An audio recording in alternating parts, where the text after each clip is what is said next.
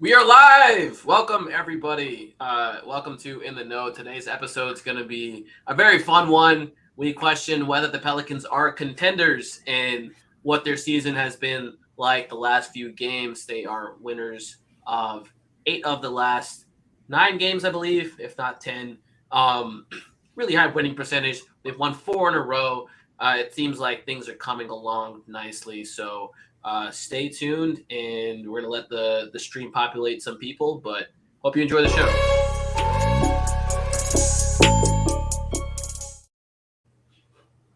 What is up, Mason? Sporting the Tulane shirt, I see. Big weekend Had for to. Tulane. Had to. Yep. Yeah. Where were Yeah. you? What? So describe to me your weekend, because it was a busy one, right? U.S. national team, Tulane, a bunch of other stuff. What's up? Pelicans. I mean, winning a couple of games too. There was we can just throw out the crap that happened on Monday Night Football, which I know you care dearly about. But no, Don't even know what happened. It was a good time. I saw John it punching was- DeSanto though. That was great. Loved it. I was a lunatic. It was. I think I got a taste of kind of like what the playoffs, the deeper playoffs would be like for the Pelicans, because I don't know. I guess I got pretty animated in some of those Suns games when Jay Crowder pulled that shit he did. But it's the first time I feel like I've cared about a football game in a while. So it was nice to come out on top. I feel like usually it doesn't go that way. But yeah, I mean that was cool. But Pelicans got a couple wins this weekend too. So a lot of good stuff for the city of New Orleans. I don't know who Aramis Jones is, but I think you just tipped We us. just made $50. We just made Thank $50. you. Oh my god, I don't really know how this works, but if that's what you did, I appreciate that. That is awesome. Pels are up, so enough football talk. I had to ask you, because people say we jump right into the basketball stuff. You don't talk about each other's lives. You don't, build a camaraderie or a community. But we are up talking about the Pelicans. They have won 4 in a row. Unfortunately, they have not had Brandon Ingram, who will also be out for this game against the coming Pistons. But hey, the Pelicans are here, and some might even argue they're not even playing as well as they can be, right? They haven't had Herb Jones, they haven't had Brandon Ingram. CJ is still coming back from COVID in a way that he's not Christian James McCollum yet. He's just CJ with the lowercase. Lowercase CJ, right? Exactly. Lowercase CJ. So tell me where you at with these Pels, and yeah, what is going through your mind, and how are you feeling about these Murder Birds? Murder Birds, I love it. I mean, the sky is the limit, man. I feel like we've been around this. We've done this before. I feel like we did when the Pelicans were 2-0. We were just like we were pretty pumped, and I think it was a little bit before we kind of like some of the coaching flaws or rotational flaws or game plan flaws got exposed. But that's the stuff that's being corrected right now, it seems like. And so, look, let's hold out full judgment until we see the full team together and how the hierarchy flows, because I have no concerns about this team the pieces not fitting together, this team not being able to play together. But I mean, but you have mouths to feed, and you're going to have some sort of pecking order or hierarchy. You want to keep the same type of offensive flow that you've established here in the last few games. But I mean, honestly, there are little things to question. I think Jonas Valanciunas is one of them. But this team, the pieces are fit. You made a great point on Twitter this morning when you said every single player on the team has a positive net rating. So credit to the coaching staff, credit to the entire organization for flipping the script is the wrong term, because they've been decent all season, even if some of it may have been a little bit of a mirage. But the team's playing well right now on both sides of the ball. A little bit of 3-point luck, of course, but I think we're splitting hairs. I mean, this team is hopefully like 24 hours away from being on top of the Western Conference if they handle business against the Pistons and the Celtics take care of the Suns. But we'll see. Yeah, you touched on a lot of things that I want to cover this episode. So let me start at the beginning. You mentioned hierarchy. And I think one of the reasons we are seeing a great deal of success for the Pelicans on both end is they are figuring out said hierarchy, and they're figuring out that one Zion Williamson stands at the apex. He is the apex predator, that, as Coach Mike Malone said, no one in the NBA can guard at a one-on-one level, and you have to have an entire team game plan for that kind of a force. And once you start treating Zion as the offensive force that he is, everything else falls into place naturally, and things begin to make sense. I think a lot of both of our frustrations at the beginning part of the season was, why are we going so long over a period of a quarter, even multiple quarters, where Zion is like a decorative floor element, and he's just standing out in the corner and what's going on, while CJ is dribble, pull up mid range contested, or trying to run pick and rolls, and it's like, I get it. The Pelicans saw a lot of success last year in that system. They were a Brandon Ingram and CJ McCollum team, and everyone else had to fall into place. And they were a CJ McCollum as a lead guard team, and that was necessary for them to make the playoffs. They did what they had to do to scrap. It's like the Bulls with LaVine and DeRozan. Like, it's that's what you got to do with those guys. Yeah. Yeah, they did what they had to do, and their approach of like, okay, well, this worked for us last year, let's just try to like ease Zion in, is not something I fault them for trying to attempt, right? But as these injuries, particularly injuries when both Brandon Ingram and CJ were out, have sort of, what they've forced is the Pelicans to get creative with what their lineups are, force them to get creative with who the ball handlers are on the floor, and figure out, hey, where are we generating advantages from? Where are we getting creation from? And it became very, very apparent very quickly that, oh, okay, hold on, we can use Zion on the ball and completely change the course of the game. And I think that makes JV's job easier as well. Especially we saw it this last game, and we've seen it more in these last few games where they're using JV and Zion and actions together more. And if you're having JV set screens, or if you're having anybody set screens for Zion, good luck. That's good luck in defending that action. But if you're having JV set screens specifically with Zion and running pick and rolls with those two, one, if a center switches onto Zion, they do not have the foot speed to guard him, and neither does the person switching onto Jonas have the strength to guard Jonas. Two, as we're slowly seeing, is if you go under on a Zion Williamson screen, you are giving him quite the runway to take a freight off. train. Yeah, it's a freight train. So there's no good solution. And three, if you put two on the ball, he's such a good passer. His interior passing to Jonas has been fantastic. And even if Zion goes up for the shot, you're not going to be able to keep Jonas off the glass at that point, because you've committed two to the ball, and those are going to be your two largest humans. And good luck keeping Jonas out of the way. So it leads to it leads to good spacing for them. It leads to guys like CJ being utilized off ball, guys like Trey, their leverage, their shooting leveraged against other teams. But yeah, I mean, it's looked really good. Yeah, I think the interesting part of this is, as we think more about, and we'll talk. The whole point is like, are the Pelicans contenders? So we'll talk about the type of rotations, type of lineups they'll need if they want to be taken seriously. But I think it is the Jonas aspect is interesting, because on one hand, I can buy the argument that maybe he's going to get exposed in the playoffs, and he can't really guard in the pick and roll, can't defend in space. But at the same time, having a player like him, it doesn't have to be him necessarily, but having a player like him that almost necessitates the opponent matching up with a player who can defend a big like Jonas, and rebound with a big like Jonas, it creates those exact opportunities that you're talking about. Because if you play a Larry Nance, for example, whoever you're playing may not need to throw out a traditional big, so to speak, where maybe that goes better for them defending a Zion, a 4 or 5 pick and roll. Whereas with Jonas, you're creating some matchup challenges just by having him out there. We hosted the playback during what was it? Was it the Raptors game? I forget which game that we hosted. It was Friday. No, Spurs game. Oh, okay, Spurs. The Spurs were terrible. Yeah, obviously. You're convincing me 6 minutes into the game that this is not a problem. We're going to be fine. Yeah.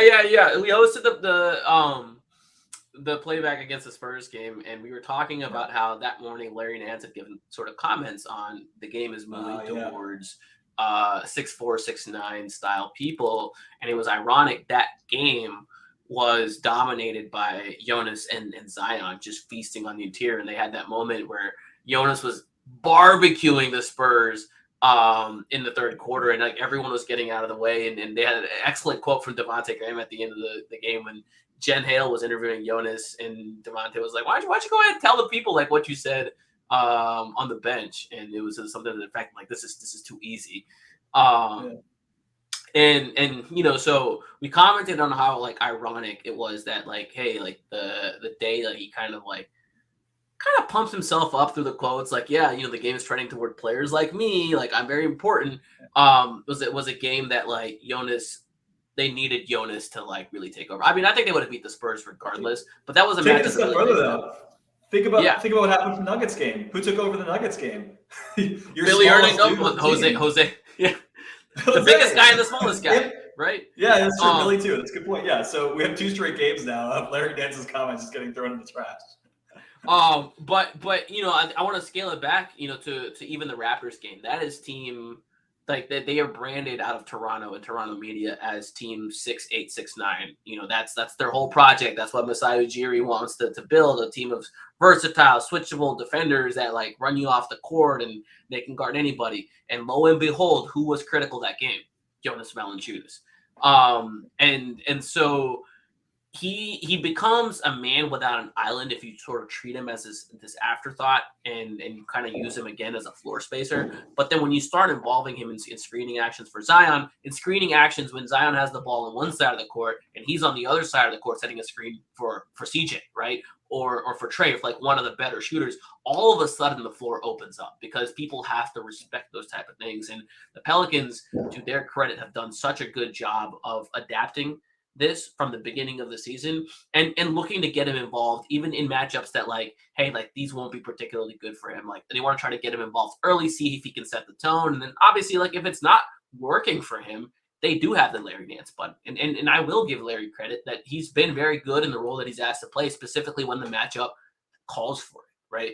The Zion at center lineups, as dominant as they have been in net rating wise, they cannot rebound the ball. They gave up almost 40% of their possessions as offensive rebounds, which is nuts. It's almost a coin flip. And with Larry, that number goes significantly down, and then it's really manageable.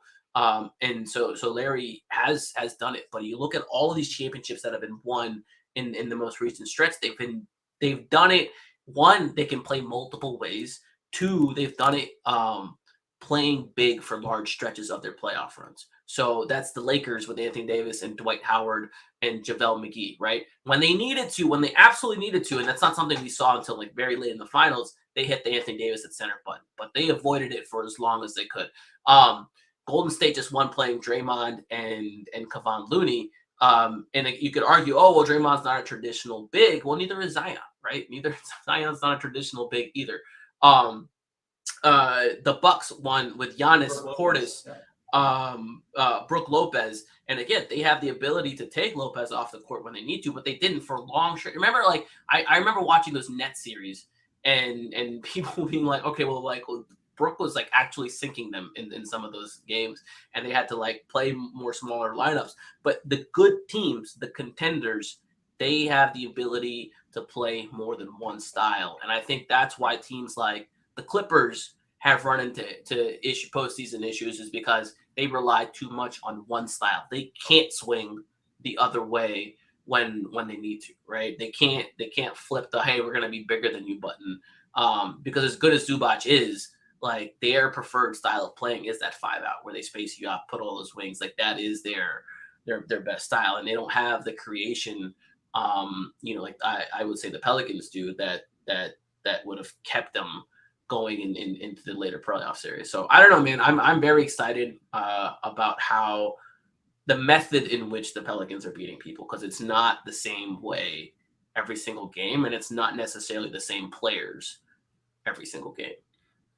Yeah, and the benefit of how this is unfolded, I think if you're going to have injury challenges, I think early in the season, it's great that the injury challenges have unfolded the way that they have. And what I mean by that is we didn't have a stretch where Zion and Ingram and like maybe like a game or two, like where everyone was out. And so what happens is, one, you stay competitive, and two, guys learn to play with each other that maybe otherwise wouldn't learn to play together. And I think that kind of goes to your point of you have to learn to play different ways. And playing different ways means you play with different people and you fill different roles in those lineups. And so the Pelicans are early on able to, put different lineups together and have players get more comfortable playing with each other, on top of the continuity aspect that I think you already see from one season to another, and this team having very little turnover. And so I think you're getting a lot of good experience for up and down the roster as you move further into the season. And obviously, the next step here is let's get the main players healthy, right, and let them get comfortable together. That's critical. You need that before you make any sort of playoff run. But I am glad at least that we're getting the Pelicans are almost getting forced into playing these different lineups. And then again, credit to the coaching staff for creating a bunch of successful outcomes for individual players as far as team success. I want to bring the conversation a little bit back to hierarchy before we address this question from Craig. One moment that particularly stood out to me, or it was a couple moments where this past game against the Nuggets, there was an opportunity where one of the smalls or someone else had rebounded the ball. And normally when someone rebounds the ball, like the point guard or whoever's going to bring the ball up the floor, like hovers around them to make sure they get the ball and they like dribble it up the floor and set the offense. And there was a few plays where like someone got the rebound. Zion was one hovering around the ball on one side. CJ was hovering around the ball on the other side. And normally in the beginning of the season and last season, CJ would just get that ball and then he would go and set the offense or do whatever CJ does. It was, I don't know if it's probably not predictive or it's probably just like how the game was going, but it seemed notable to me in those stretches, the players opted to just like look off CJ and just give it to Zion to have him set the play. And there was like a couple moments where it was like Zion got the ball and like CJ like noticed like, oh, like he's got the ball, I gotta get my ass off the floor and like get into a spot or get into position like to run a play or to have a play ran. And I thought that was interesting and a little bit like symbolic of how Zion has taken his place in the hierarchy. And he's had to earn his place in the hierarchy because when you're a team that's had success without him and then has been to the postseason without him, you're not going to be just given the keys to the team. You're not just going to be given the reins to the team. As much as me, the tweeter, can like whine about it every single game, like, oh, well, they should just give him the ball. I understand and respect the fact that like he's had to earn it as well, both from his play, his productivity on the court, his commitment, to his fitness, and just earn it in terms of his teammates' respects. And I think like his teammates like understand now, like, given the people who are on the court, he is their best chance to win. And if he initiates stuff, everything else falls into place for them. Outside of when Jose's cooking, then they just got out of the way. They just got out of Jose's way. They're like, do what you got to do. Yeah. And this is why you give CJ that extension, right? This is exactly the reason. Because if you try to do this and then you relegate a guy in a contract year to the third option, and you can create some friction. And so I think it has to be part of the calculus, in the Pelicans giving him that extension when they did, that this was the most likely outcome, right? It should be CJ's the third option behind BI behind Zion, and we don't want there to be any sort of resentment around that hierarchy. And obviously, it was the CJ show early on, but I think again, you give him that extension up front because kind of the writing is on the wall, and this helps to make it more palatable and more I think everyone falls into place more easily. Yeah, I agree. And if you're CJ McCollum, and he had a really good quote. I think it was the Point Forward podcast. It was with Andre Iguodala and Evan Turner. They're asking about Zion, and he said something about like Zion is finally like recognizing he's can turn into the player that he's capable of being, and not everyone gets to do that. And so CJ deserves a ton of credit for this adjustment. And if you're CJ McCollum, you have to tell yourself like, I did my job. I was brought here for a specific reason. Obviously, like basketball, like on-court stuff. Yes, you were brought here for that. But you were brought here because you're the president of the Players Association. You are a leader. You have a platform, and you go to various other media platforms and you talk about the team that you're on. Like that's you were brought here in a way to. I don't want to use the term legitimize the organization, but if you remember this time last year, there was a lot of stink around the organization, and for good reason. It was like, hey, is David Griffin going to make it past this year? Like, does he have a relationship with Zion? Are we being told the truth, et cetera, et cetera, et cetera? There was all of that sting, none of which is applicable anymore, almost entirely because of the fact that the Pelicans started winning and being successful. But CJ did not play a small part in driving the narrative forward and bringing another level of legitimacy for the organization, because he is that caliber of a player and he carries that weight both in the media and across the league to other players, but also because he was willing to go on camera and say, I wanted to be here. I wanted to do this. Hey, Zion hasn't texted me. What's up with that? I'll find out. Let me get to the bottom of this. And so none of that stuff was by an accident. And you know, you can call him a politician, you can call him whatever, but he did his job. Like, he was brought in to get Zion committed, to show Zion that the Pelicans are committed to building a great team and they can do it without him if necessary. And now that Zion is hooked and playing at this level, if you're CJ, you gotta like congratulate yourself, and the organization has to feel good about, like, you make that trade and you pay him that money every single time if the end result of that is Zion on the court and playing like this. It pays for itself. Yeah, absolutely. Yep. So, yeah, shout out CJ for doing that. I want to bring this conversation to Craig Jackson. You say Zion is unguardable and our best player on offense, but isn't Ingram capable of being that player as well? Mason, I'm going to kick it to you before bringing my answer. Yeah, I mean, they're different players, and I think that's important here. And I think and that's the reason I think it's nice having both these guys who impact the game in different ways. I mean, you can score a bucket a ton of different ways. Like, BI has the length and the ability to pull up over most defenders in the league and knock down a three. His mid-range game is top notch.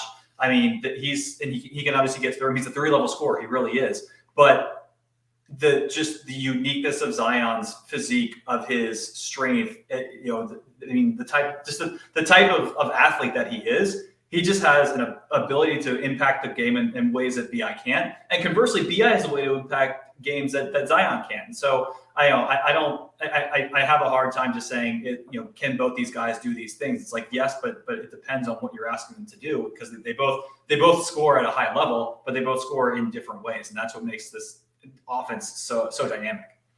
I think you gave a non-answer. I think you dodged the question. You're being polite. No, I mean, is that how you feel? I mean, I feel for this team to win a title, the number one option probably has to be Zion. I mean, like, I think that's a reality. But I do think that it's important to have guys who can score in different ways, which is what BI and Zion do. They both score in different ways. Yeah, I mean, look, I think if you're looking at the totality of the offense, it can't be heliocentric. It can't be Luka ball. It can't be Trae Young ball. It can't be Harden ball, right, and it can't be Zion ball. But when you look at, okay, like, how are we, like, what is our identity and what are we going to build around, and what is everyone else going to do?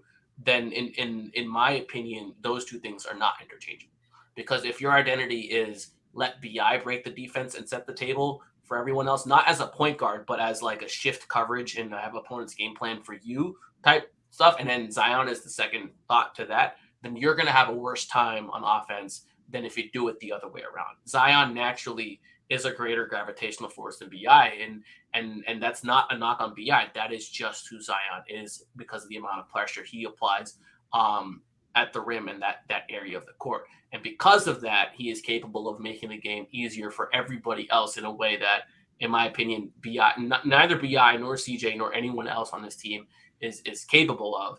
And if you do it that way and you don't use Zion as an afterthought, your spacing is just going to be way better. Now, like, is there going to be a playoff series where BI is just going to be absolutely, like, more productive on a game-to-game basis than Zion? I think so. I think there's very real possibilities. You have, like, playoff series where BI goes for 28, 29, 30 points a game, where Zion's only, like, at 21, and he has a tougher time because of the way the defenses are playing him. But that's, again, because of his gravity, and he is capable of making the game easier for BI in a way that where you can go off for 30 a game, where I think if you were to split the roles, it's possible, it's doable. I don't think it will lead you to the same number of wins, and I don't think it would be as easy of a time. That's my honest opinion. Is that fair? Oh yeah, absolutely. I mean, I think I was part of this on on a game to game basis. Can either of those guys be our best player? And I think the answer Oh is yeah, certainly. yeah. On a game to game, look, like the way the Pelicans are going to use Ingram and Brandon Ingram is going to use Ingram is Ingram will do what he wants to do, and he will get to his spots on the court, and he will make his shots. And some nights those shots won't fall. Then whatever, that's just the nature of it. They got plenty of other options on the court, but what they can't do is what they were doing in the beginning of the season, which was the offense is built around Ingram and CJ just freestyling and just vibing in the mid-range area. That's not an efficient offense. You can't have those two looks be the first priority when you got other more efficient options on the court. And I think Ingram has recognized that himself. There's been a dedicated focus on improving his three-point shooting, and particularly his catch-and-shoot three-point shooting. It's a small sample. He's still one of the league leaders in percentage.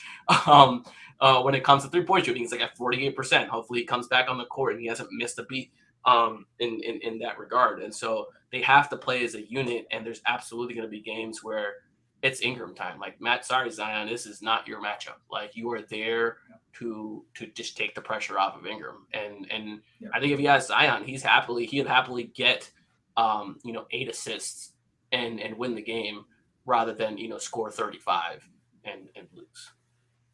Yeah. No, I think that's absolutely fair, and it does make me think that I remember rooting for. I guess a lot of times Pelicans haven't been good enough for me to care too much about the shot selection, but it is nice to watch this team and beyond just kind of getting frustrated about the really good players. Like, if I'm getting upset because CJ or BI are taking a contested shot too early in the shot clock, I can live with that. If it's like Devontae or guys down the rotation that are trying to it's me time, like Jackson Hayes pulling up from 3 with 14 seconds left in the shot clock, I don't think we haven't had to deal with that, Well, it was me time in the beginning of the year, and that's what I go about to hey, the team had to Zion had to earn his trust with the team, because they would go to Zion at the 5 or they would go to these Zion bench units, and it was everybody but Zion time, and you'd be like, okay, why is Zion playing center if he's literally never touching the ball? He's not there. He's not there to space the floor for y'all. That's not how this works. Let's be real. And so it was me time for other people. But I think going back to it, I just have stopped questioning Brandon Ingram anymore. He can do whatever he wants on the court. He's earned that right. He can just go do what you got to do. That Chicago game, he won that game for them by out-dueling DeMar DeRozan. He was clutch every step of the way. And if he decides he wants to take over, you live with that. He's earned the right. And there will be nights where it doesn't work as he wants it to, or as we want it to, and it's going to be on those nights, hey, are you able to figure that out early enough to where you can adjust, either to becoming more of a facilitator or something else. But for the large part, I don't think Brandon Ingram deserves that question. Now, you mentioned CJ, is CJ taking an early pull up shot? I am beginning to question that a little bit, and I think he is too. He's settled down considerably over the last 6 quarters or so. His first 2 quarters coming back from injury were okay, bro, I just got back from COVID. You probably shouldn't be trying to do too much. And then the next 6 quarters have been very good, even though the results haven't been there in terms of the shot making, but finding his spots, knowing when to press the issue versus not press the issue. They don't need tough shot maker CJ at this juncture yet. They probably need him in the playoffs, and they will probably need him as the season goes on. Just when guys have off nights, Zion's probably going to miss some games. BI is hopefully doesn't miss many more games, but you just don't know. They will need that version of CJ, but when they got one of those other 2 guys on the court right now, I don't think they do.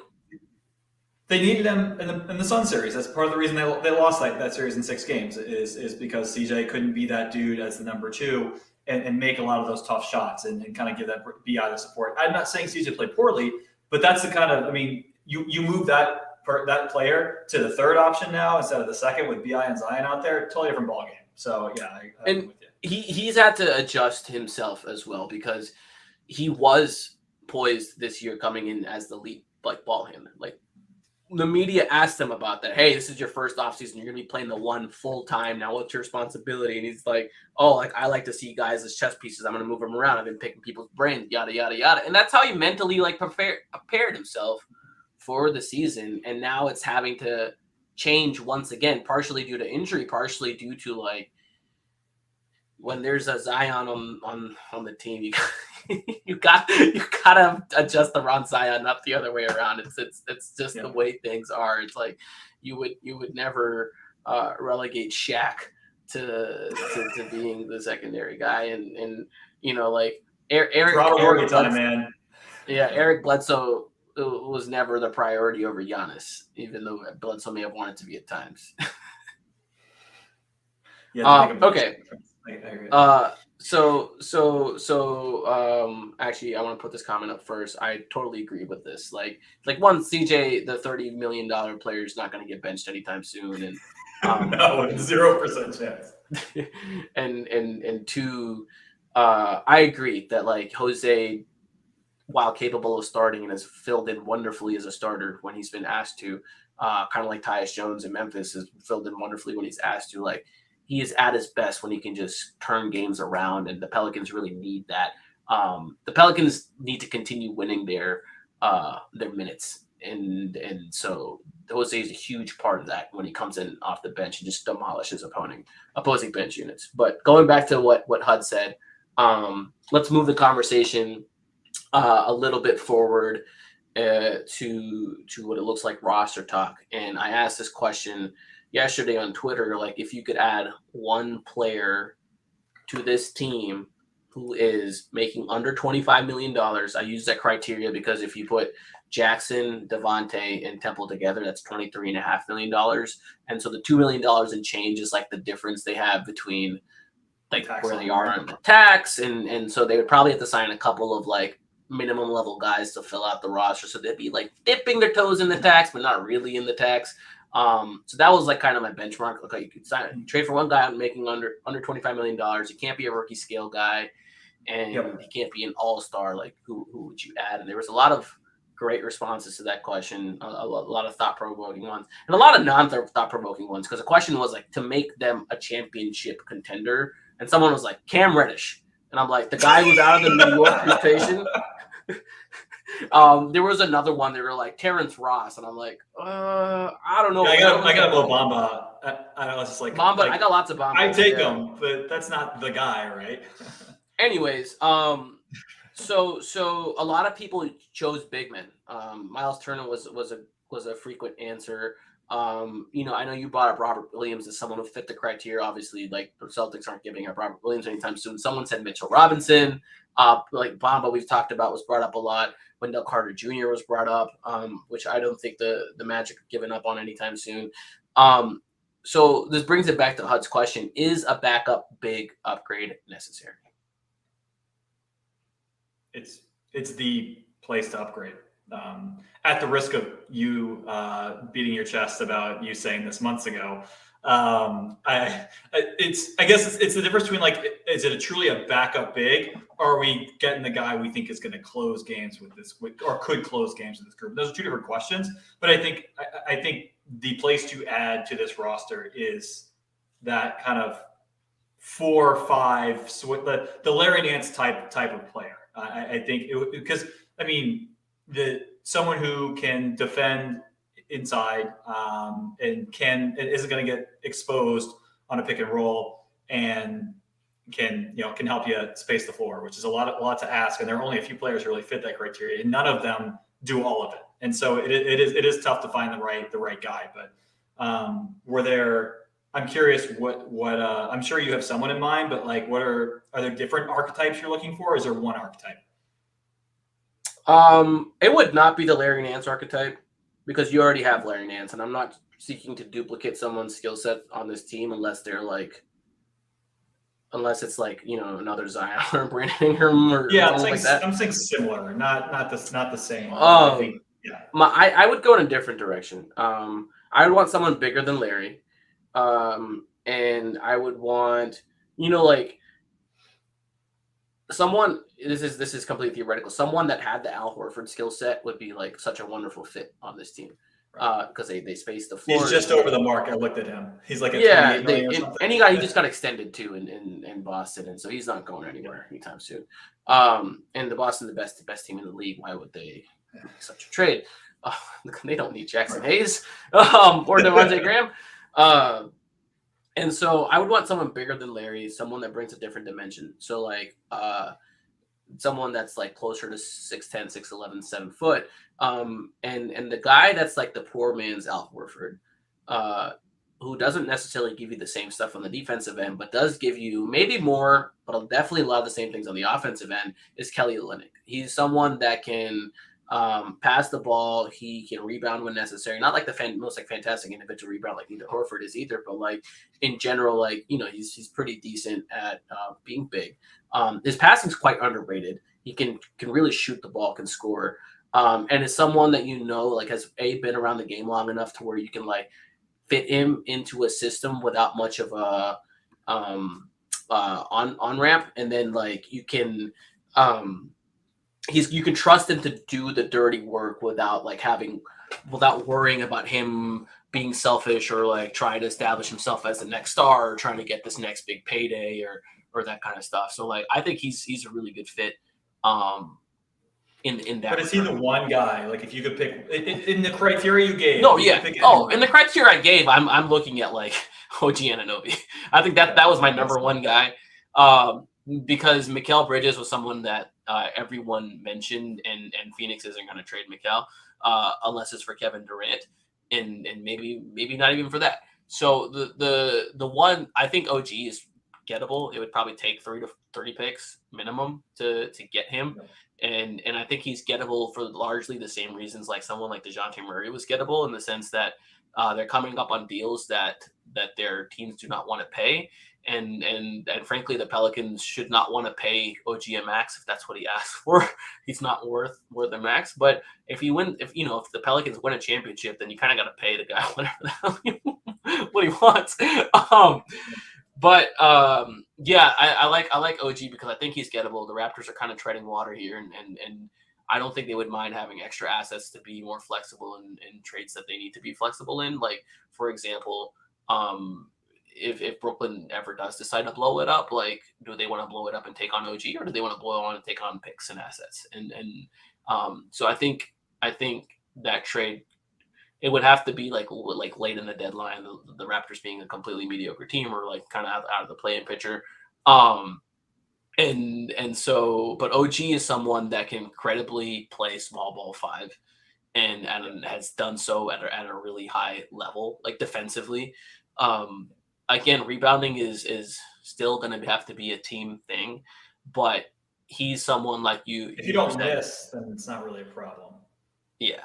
And he's someone that like gives you more scoring than Larry Nance. So like, you know, if you want to put, you know, if you're like, okay, well, Trey's not ready for those responsibilities and we got to play Herb and CJ still got to be on the court, then the fifth guy you're looking at, like, you could put in OG Anunoby and feel really good about that.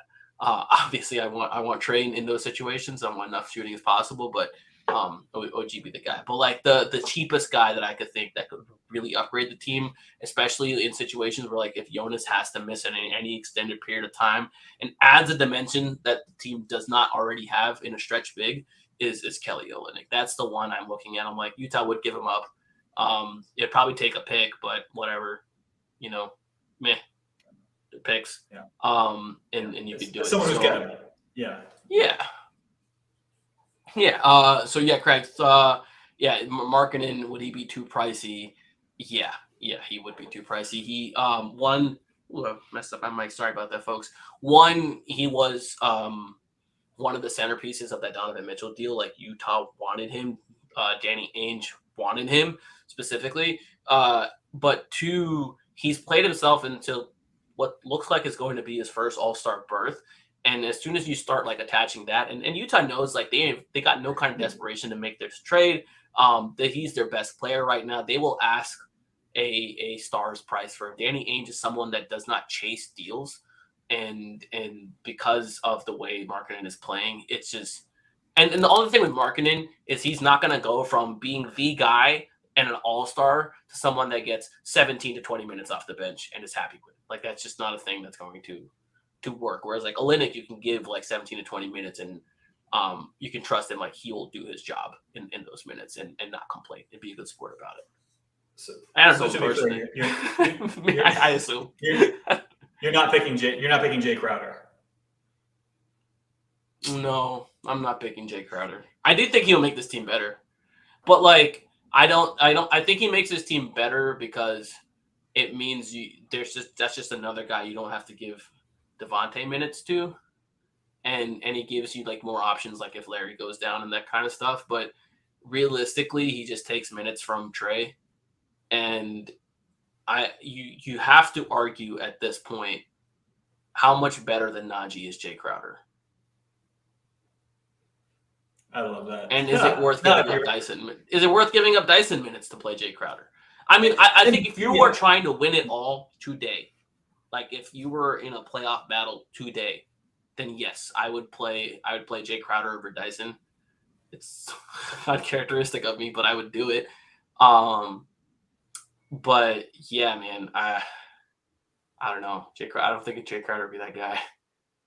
No, and I mean, like a guy like that, I would assume if you're trading for him, he expects to get to be playing, and so it's another testament to how deep this roster is. I mean, it's tough to find a consistent role for him in a major way. But yeah, I think there are so many guys where like either the acquisition cost or the opportunity cost of other players' minutes just make it not like Markkanen's perfect example. Like, would he make the Pelicans better? Yeah. Would he? Does what he adds to the Pelicans, is it worth what you give up to get him and what you give up as far as the minutes? Would you give up, Mason? Would you give up Jonas in a Markkanen trade and just start Markkanen? Ooh. I mean, like, is it Jonas for Markkanen straight up? Sure, the salary works. Yeah, it does. What's his next contract? I'm having trouble with this. Who? Markkanen? He's on his deal right now. It's like yeah. It was 20 million, right? Something like that. No, it was less than that. He's making like 15, 16. Oh no, yeah. Okay, he's at 16. He's at 17 a year. That's what it is. Roughly. Yeah, man. So like Jonas works straight up if they wanted to, or they can be like Jonas and Billy or Jackson or whatever, Kyra.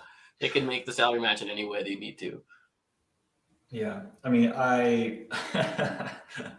oh man, I mean, if it's straight up, you've got to think about it real hard, right? Like, I don't think I'd do Jonas plus picks.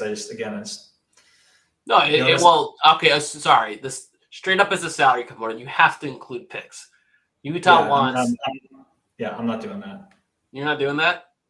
Mm-hmm. Okay.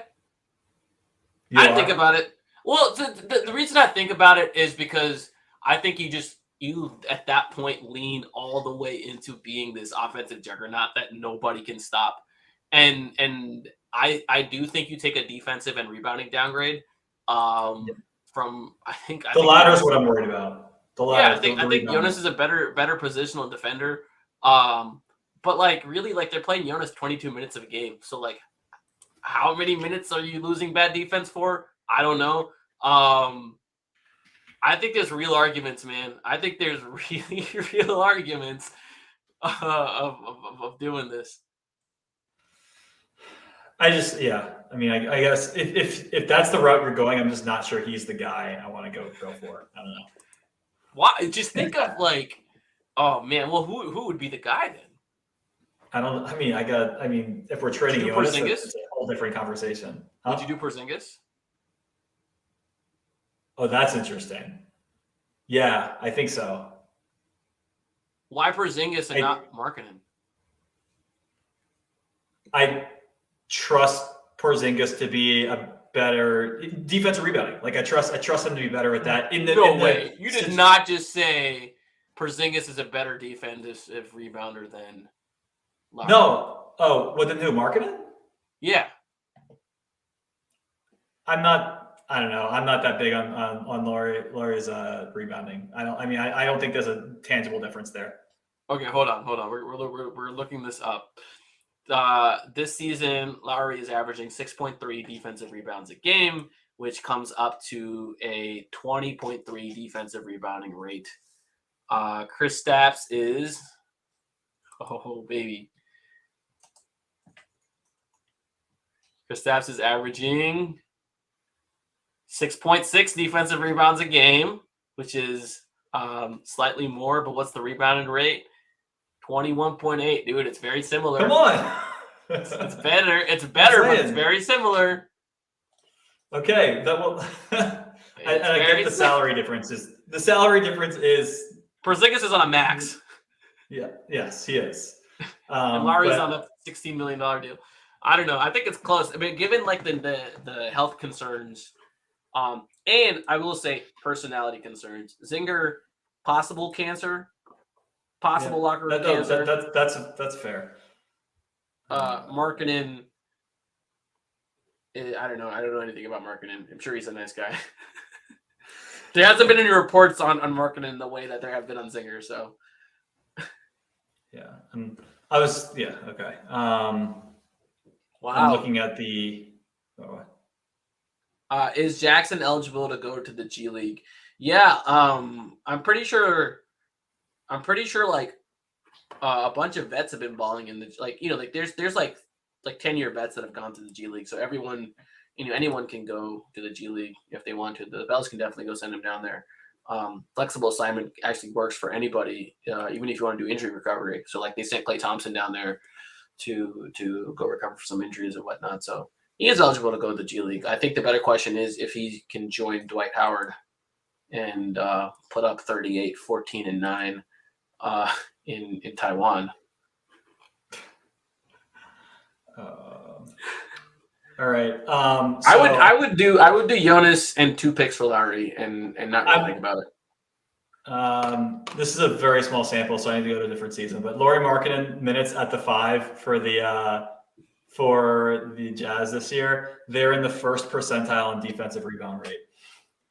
Okay, well, what are Chris Stapps? And first of all, the team fucking cleans up. I mean, it's the net rating with Markkanen at the 5 is plus 7.8, so it's a good lineup. But they don't rebound the ball. The Zion percentile.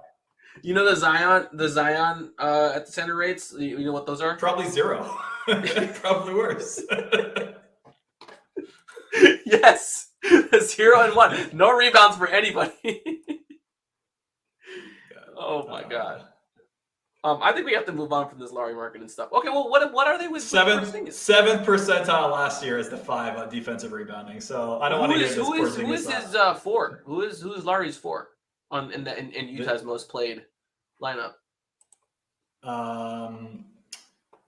It's a mismatch. Like the most common lineup is only a few possessions. It's 115 possessions overall. No single lineup's more than 18. But Rudy Gay, Taylor Horton Tucker, and then Beasley are the most common ones. Bro, okay. No wonder that unit can't rebound. Okay, no wonder that. Come on. Rudy Gay, that guy has 1 Achilles and is 37 years old. Okay. Anyways, moving on. We talked about Lauri Markkanen too much. Moving on. There were a few more things that I wanted to hit. Craig's asking, are we going to see Point Zion a lot for the rest of the season? I think so. I mean, I don't think it's going to be a full-time thing. I don't think it should be a full-time thing. I would never argue for that. But I think it has to be included in enough doses to where the defense knows it's coming. And you got to be able to hit that button when necessary. Like, how many times have we seen Zion just completely take over a quarter? You just score like 6 or 7 straight, or make every single right play, every single right read. Like they've got to have moments where like, hey, this is how we're gonna play. But like I said, there's gonna be other moments where it's Brandon Ingram's show, and everyone's got to respect that. And Zion said, "Get the hell out the way." Yeah. Then look, they have to be strategic about when to use it. Like I feel like I think about like in the second Mighty Ducks when there's that player who can't stop when he's skating. and they put him in front of like a wall of like soda cans and try to get him to stop on the ice. But I think about like Zion and teams starting to try to adjust to point Zion. And I don't see that kind of force. I don't see like I feel like teams are going to try to bait him into offensive fouls as he becomes more of a point guard, so to speak. I'm not saying it's going to work, but I do think that's something you've got to be careful about because you don't want to get him in foul trouble because he's bowling over people. Well, it's the Giannis thing, right? You build a wall, you defend him with bigs. He's better than Giannis is in tight spaces, so that's already like difficult to do. But it's build a wall, and the issue with Zion and this iteration of the team is Zion's got way better shooters than he's ever had in the past, and he is more than willing and capable of making those passes. So if you want to build a wall, and that means Zion not scoring, but it's Brandon Ingram, CJ McCollum, Trey Murphy, Jose launching threes at you. Okay, great. We'll take those 3-point. We'll take those 3-point opportunities, right? Mm-hmm. These are a pair of good questions. Who consistently beats this team as constructed in 7 games, and championship windows are way smaller than people think. So I'm going to leave this one up first, but I want to get your overall thoughts on this team's construction and what you think about their playoff identity and chances. So that doesn't sound like the question that's on the screen. Who consistently beats the team as constructed? And yeah, it does. It's related. Okay. I mean, I think you've got to like Boston Celtics are the best team in the NBA right now. They're the top end rotation, especially when Robert Williams gets healthy. They can play different ways. I mean, they're just even and kind of like the Pelicans. They've had guys out throughout. They beat the Raptors shorthanded recently. I think they're the class of the NBA right now, and that's not a series I would predict the Pelicans to win. There are probably a few others, but we got to see the Bucks. Now Middleton's back. We got to see that team. I mean, like the Pelicans don't have a right at this point to claim they're better than the fully healthy Milwaukee Bucks. The interesting thing is, if I look up and down the Western Conference, I have a hard time finding a team that, Pelicans are the home court advantage, or even like on a neutral site. Like I think same argument for the Warriors. Like you can't argue that you're a better team than the Warriors in a 7-game series, and you got to prove that. But every other team, we're about to see them play the Suns twice. And hopefully you get Brandon back for at least one of them. I don't know, but I think that's a really good litmus test. We're about to find out. The Pelicans, they played a lot of road games so far this year, but they haven't played their schedule has not been the hardest from an opponent quality perspective. It's been challenging from a road home perspective, but this month gets tough real fast, starting with those Suns games. And so I think we're going to learn a lot more. But I think at minimum, the Celtics are the team to beat in the NBA, and I think I'm not ready to say the Pelicans can go in and beat them yet. Yeah, I think you're right. I will. Since we are bringing this conversation to the podcast topic, or the Pelicans Contenders, I need to see how they look like against the fully healthy Warriors. They have not seen Steph Curry, Draymond Green, Klay I've enjoyed those 2 Warriors games, though. I really have. Yeah. Well, the first one was kind of like, all right, what's going on? And the second it was like one the Spurs game a little bit. Was a beatdown. But that Warriors team, I think the Pelicans bench is way deeper than the Warriors, and it's not even close. For sure. The thing about the playoffs is you don't see the bench. So like they can play Steph 43 minutes if they need to. They can play Draymond all that time. So can the Pelicans match up with that level of competition for a 7-game series? Can they match up with Zion?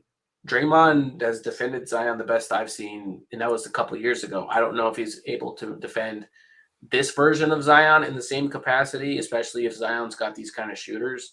But the Pelicans defense will really be put to task when this happens, especially if they can't punish the size advantage with Jonas. If they can't keep Jonas on the floor that series, if it just means free threes for Steph and Klay, then the Pelicans have to play small.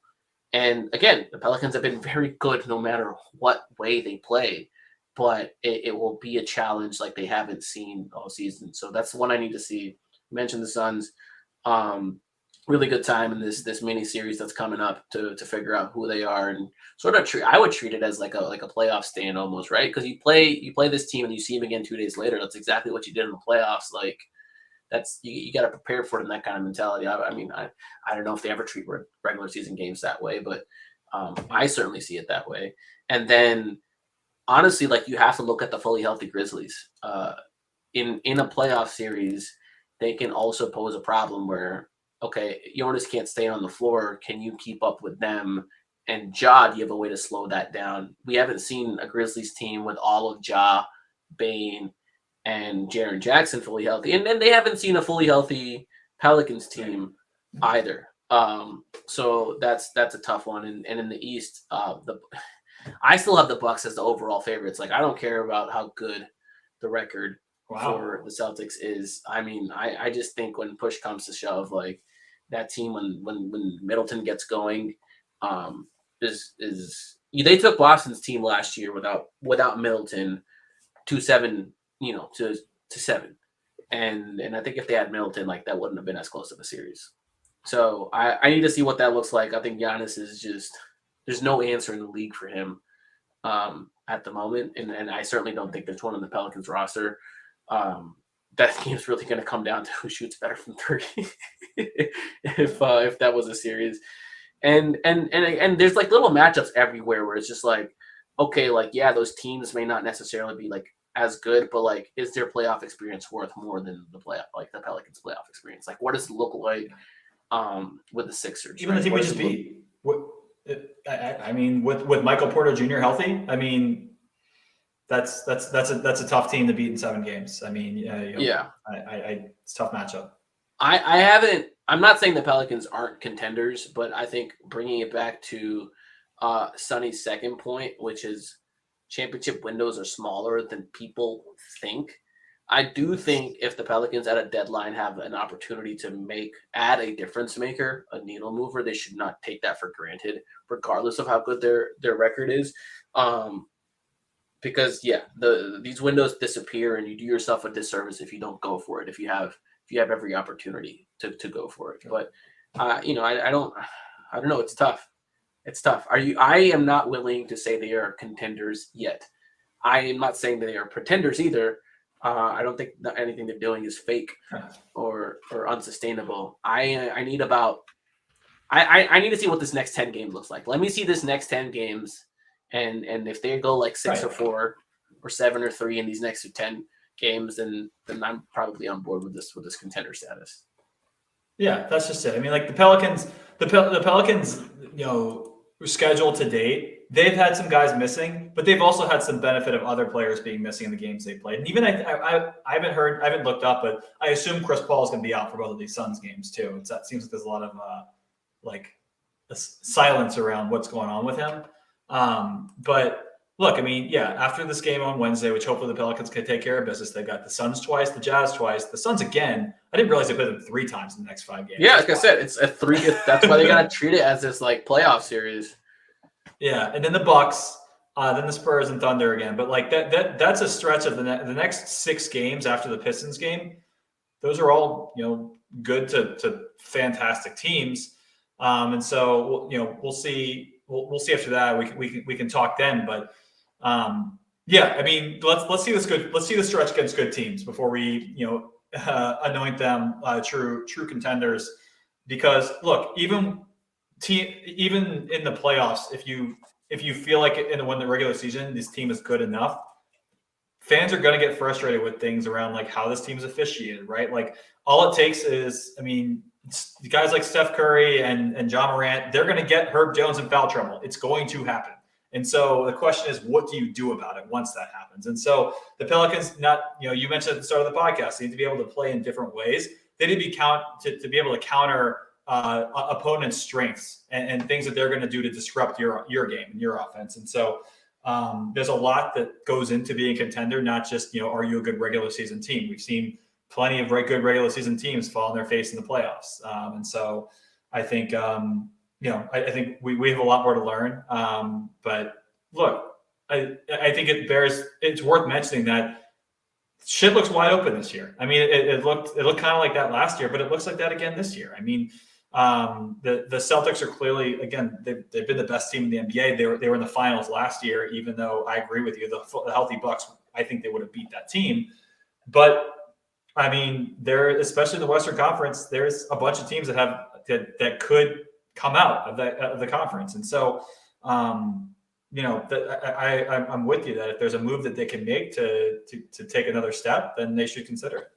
I'm second guessing after we listed all those teams. I'm second guessing Kelly Olynyk is the move that helps you against those teams because I'm okay, wait, let me think about who's on those teams.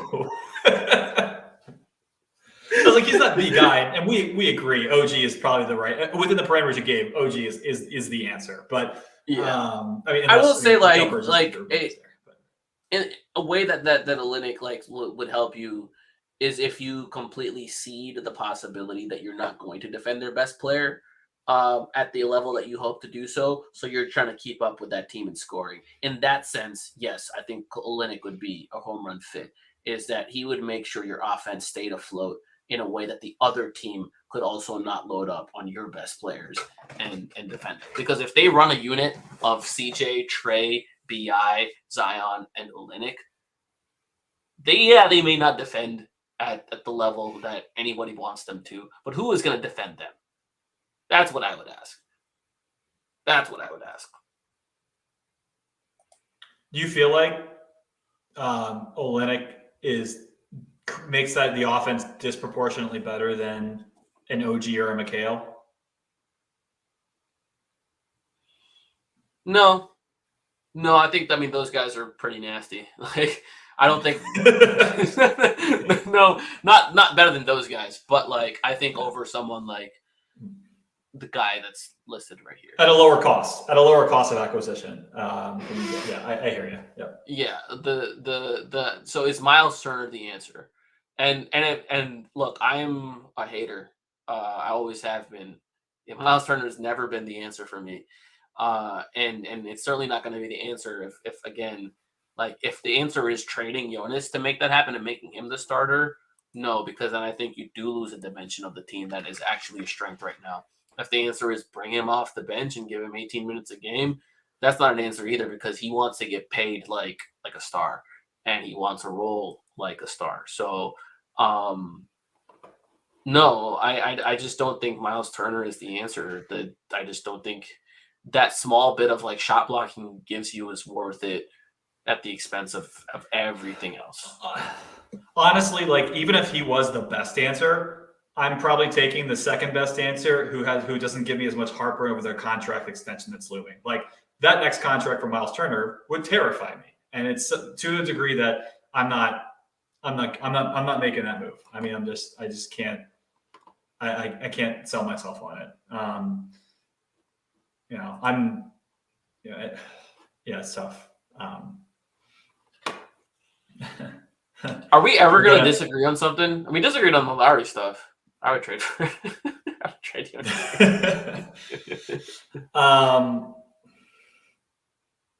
I mean, we disagreed on Porzingis. Yeah, true. Okay. Anyways, I want to bring this conversation back towards the contender stuff and seek to wrap it up from there. So in your eyes, we talked about what it needs to look like from a win-loss record and what they need to do against the good teams to solidify their status as a contender. But is there anything that you need to see on the court changed in schematically, rotationally, a leap from a certain player, etc., before you really buy in as this is a team that could win it all? We're not talking about a deep playoff run. I think we're all kind of at the stage hey, this team can probably make a lot of noise in the playoffs, but we're talking about win it all. I mean, more than anything, I just want to see how this works when everyone's on the floor together. I buy the coaching adjustments that have been made, and I think that they'll carry over. But look, it's when I want to see this team in crunch time with the full lineup together. I want to see this team, get out to fast starts with that lineup together and not have to worry about, is everyone getting enough shots? I think that's the big thing, and so I'm going to withhold judgment until we get that, because I don't feel I can accurately say like, is this team ready to be considered a contender until I see that. But I do think, less importantly is I think there are some questions still I have around the rotation, how the Pelicans are managing these things, and like Jonas is one.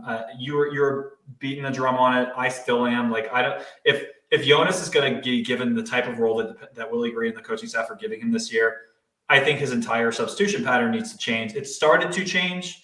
Willie's been bringing him and CJ in together off the bench at the start of the second quarter. Zion's closing out the first quarter by himself. I think that's a positive step. But I also just like, there are some of these, and again, Billy played a fantastic game. I think you and I would both agree that's not really sustainable, Billy Hernangomez.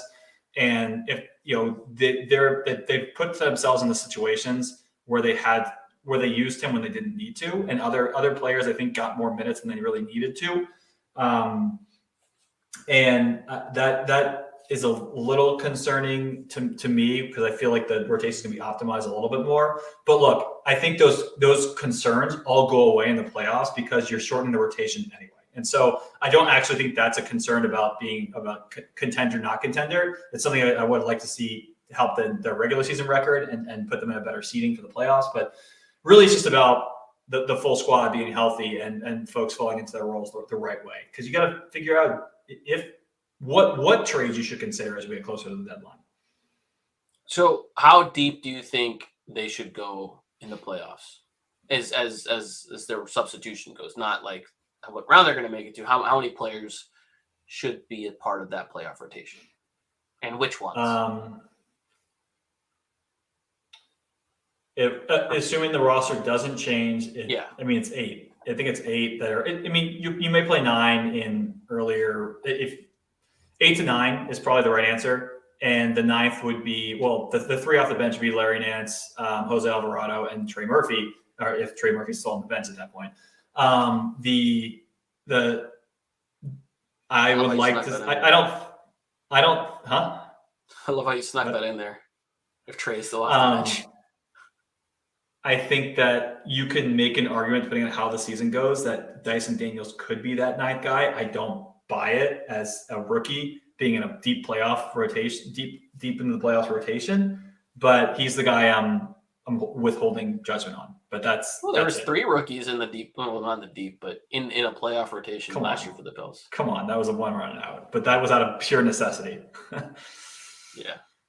No, I'm with you. I think it's got to be 8 until proven otherwise. But what I think is, I think you got to start the series playing 9 or 10, because you can't play all your. Interesting. It just depends on who's on the roster, right? But like I can see fair. Where they it just like if they add that extra guy, right, then you're gonna bump it to 9. But if they don't add that extra guy and you're keeping the roster as it is, then like.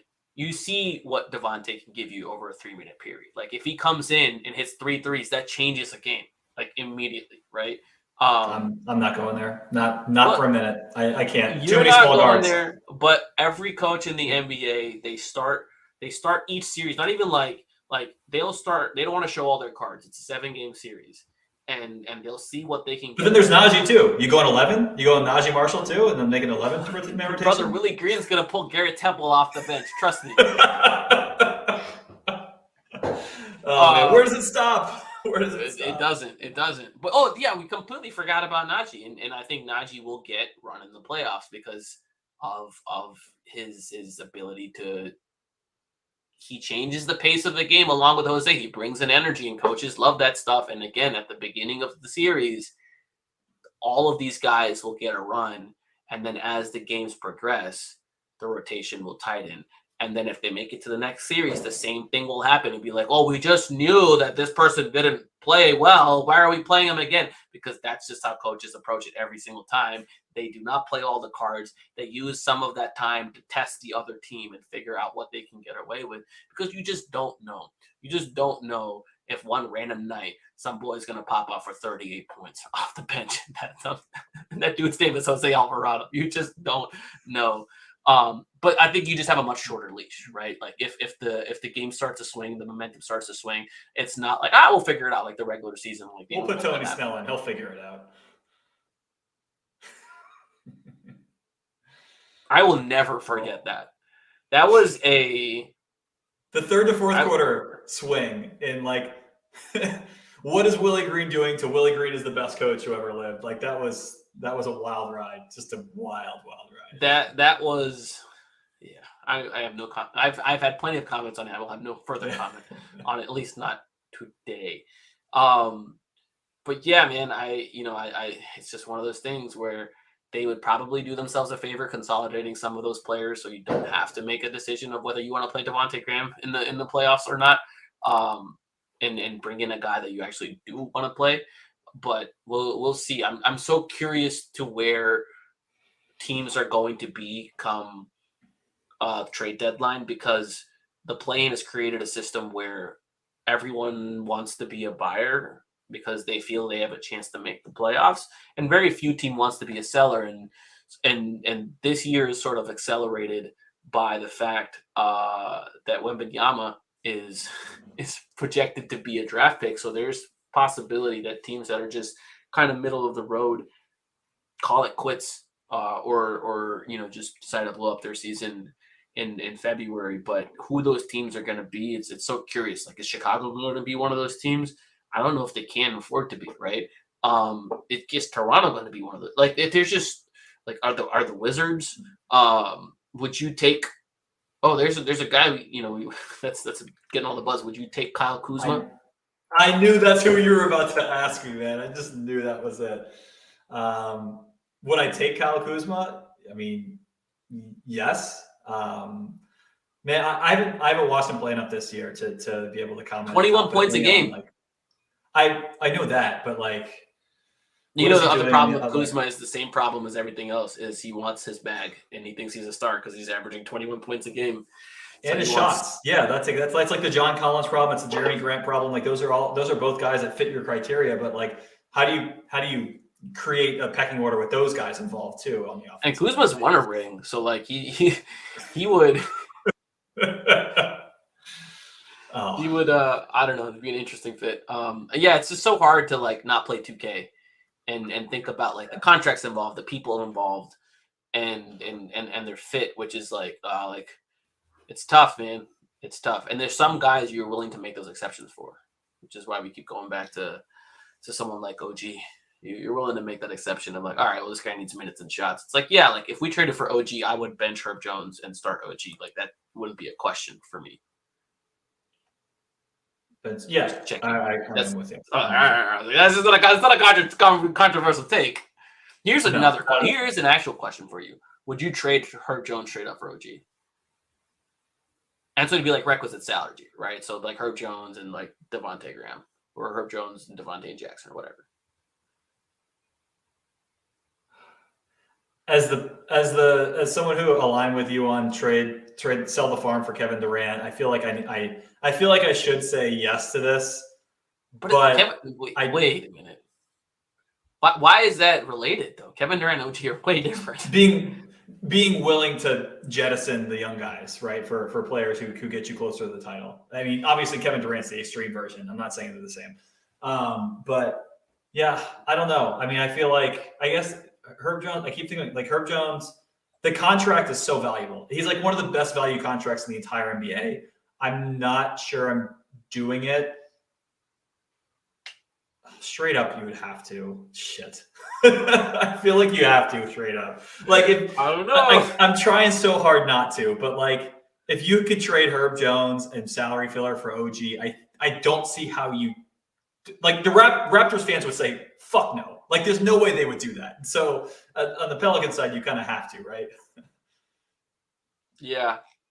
Again, it just, you have to see if this team is like 40 and 18, 40 and 19. I think every move that pushes them towards a title needs to be looked at. Yep. And anytime this is a Daryl Moreyism, which is ironic because he hasn't won anything. But anytime you could tilt your championship odds by even 5%. If you could guarantee a 5% chance at a title, like total in a year, you have to take that chance. Because otherwise, why else are you in this game? Like what else are you trying to do? Yeah. There's layers to that though, because the inherent implication of a 5% chance means that most teams are below that, right? There's a few it puts you in the running. It doesn't make you a favorite, but it's like 5% doesn't mean there are 20 teams or like a bunch of teams with the equal 5% chance. Like there's dynamics to this. So, but yeah, I understand the concept. I will have to ask the chat, how many people do we think changed the culture? Because I'm trying to keep track here. Was it Josh Hart? Josh Hart. Was it Willie Green? Was it Herb Jones? Is it Brandon Ingram? Combination of the above. And I am asking this facetiously because I think we attribute a lot of things to individual players that aren't true. Because we want them to be, because that's the narrative that like we build up, and oftentimes that's just not the case. And so like Herb Jones, for example, I do buy change the culture, and the fact that he came in with his hard hat and tool belt on from day one, was willing to work and grind, all those things. I think those were enormous assets that he brought to the organization. The fact they were able to trust him, and he's like a proof of concept. And this is like, hey, you do your job, you're good at your job, you're gonna get rewarded in terms of playing time, and we can like build our identity around that. So I agree. But some of these like other examples that people use about the culture and all that, I don't agree with, and I don't think the team would necessarily agree with either. Like I'm trying to avoid saying this, but people like used to like attribute Josh Hart all the time. They forget that Josh Hart was in people's DMs talking about going to New York like the February before. Like that dude did not change the culture of this team, and nor was the team's culture dependent on what he brought. A lot of people were against the CJ trade, because we're going to lose Josh Hart, and we can't lose him because of the culture. And I would argue the culture is still here, even though Josh is not. Anyways, this one is true. This one is very true. Willie Green is the person that came in and changed everything, and none of it is possible. There's a difference between finding players who fit the culture and actually changing it, right? Like no one's saying like that. All these guys weren't good ads and didn't add to the overall culture and the like the vibes in the organization. But I think it says a lot to say that someone changed the culture. And yeah, I agree with you. I don't even know if Herb Jones changed the culture. Like Herb Jones, I agree with everything you said about how it shows that hard work pays off. But look, he's a second round pick who became a starter. He's not somebody who is going and getting 20 points a night and is going to kind of lead the team out of the tunnel, right? Like he's not that guy. I think. Did Jose change the culture? Just what? Because he scored 38. No, because he's Jose and the energy he brings, and like the larger in life personality that he is, or is he just like interwoven like part of the fabric? I think it's that. I think it's the latter. I mean, so but you're closer. You're local. You see the team more on a day-to-day basis than me, and so I feel like you can weigh in better on this than me. But yeah, I think what's on the screen is right. I think Willie Green changed the culture for sure. But I just think there's a lot of things that contribute to what a team's culture and identity is. Yeah, I think it's fair to say that those players are a part of what makes everything the whole picture. And it's important to have a lot of those players that fit together. And it's important to take into account how those pieces fit when discussing roster moves and all that kind of stuff. But at the same time, it's important to also have a requisite amount of talent on the team. And you can't, at some point, like culture has a limit to how far it'll take you. And beyond that, like you need to be weighing in like the basketball aspect side of things as well. And I don't think we are at the stage where we have to worry about the basketball side with the Pelicans with regards to the culture. Like, I don't think they're at the stage where they have to sacrifice any of their type of guys or their guys at all, to decide like, hey, we've hit the absolute ceiling that we can possibly hit. So like, okay, like these are some aggressive things that we have to do.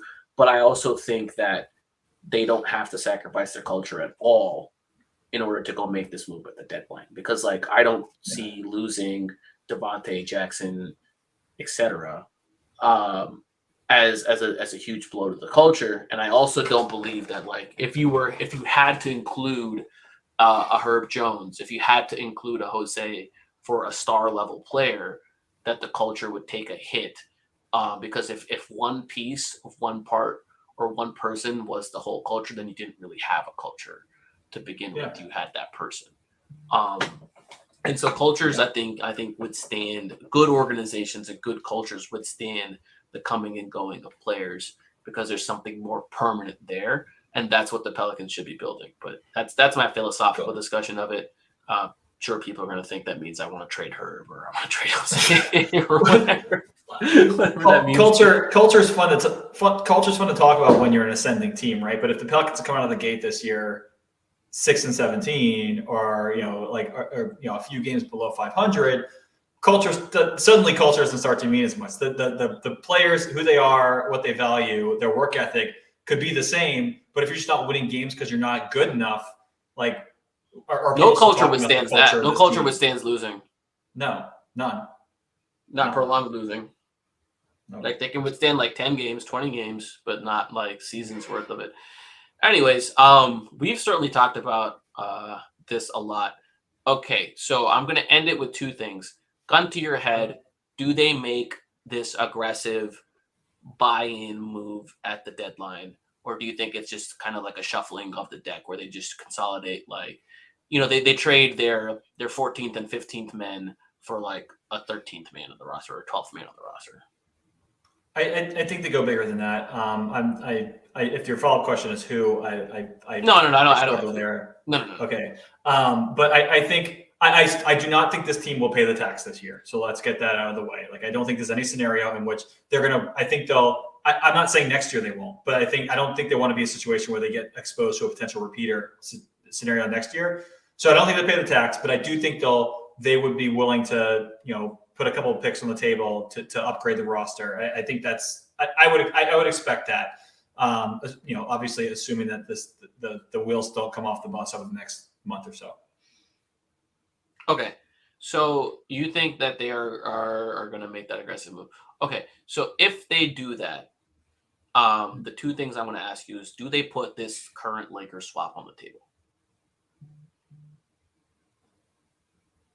Yeah, I think so. Yeah, I think so.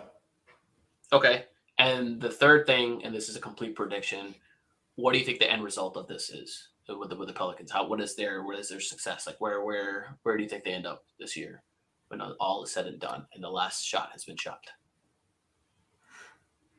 I think they win a playoff series. A series, all that for a series. Look, if you're saying you win 2 series, that means you're a top 4 team in the league. Like, that's what it means. And so I'm not ready to go that far yet. I mean, I'm just not. If they make that move and lose a 7-game series in the second round of the playoffs, I'm going to sleep just fine, knowing that this is not the end. So, I get it. I mean, I get it. I'm with you. Yeah. I'm just like, well, the AD team won a series. I guess I'm just not in the second round.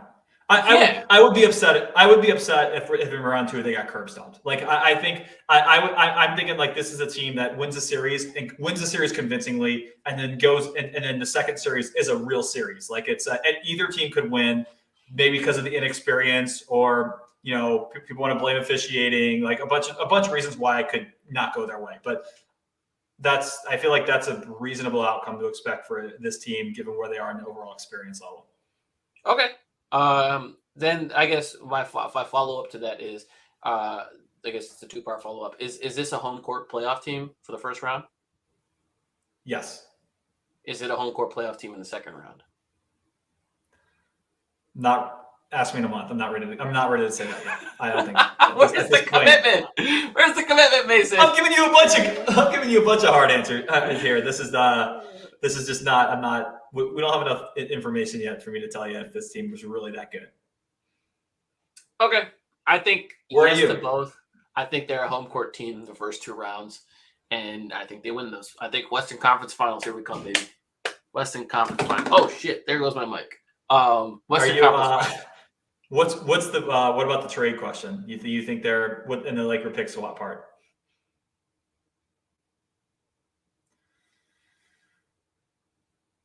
Great, we can't hear you. What a cop out! You're just faking that the mic's broken, so you don't have to answer the question. It's good. I can hear you. Anyways, I do think they put that pick swap on the table. I think they put everything on the table, and I think they try to like swing as hard as they can. However, I don't think they're successful in swinging hard, and they settle for a consolidation move.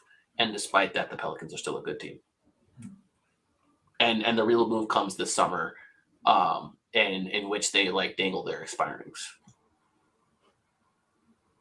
That's where I'm at. I can see that. Look, it's hard to make a midseason trade for a title team. You know, like for a real difference maker, right? Like you can trade for your 6th man, your 7th man, and be all right. But like getting a main piece and integrating them, like not very few teams are successful doing something like that. And so if it doesn't happen the way that Pelicans are hoping it does, it's not the end of the world. Yeah. All right, folks. Hour and a half later. An hour and a half later, I think my mic has lost connection, so the audio quality has changed. So that means it is time for us to shut this podcast down. Big week ahead. I totally agree with you, Fuzzy. This has been an excellent team that has won 4 straight, and hopefully we make it 5 straight tomorrow against the Pistons, and then they go and settle down and take care of business and seize the first seed in the West, make my prediction of being a home court team on the first 2 rounds, at least come true, and looking forward to it. If you guys have not yet signed up for the DraftKings Sportsbook app, check out their DraftKings Sportsbook app, which is the official sports betting partner of the NBA. If you bet $5 on a pregame money line, you can win up to $150 in free bets. If you do, so use the promo code BOOT as seen on your screen, BOOT.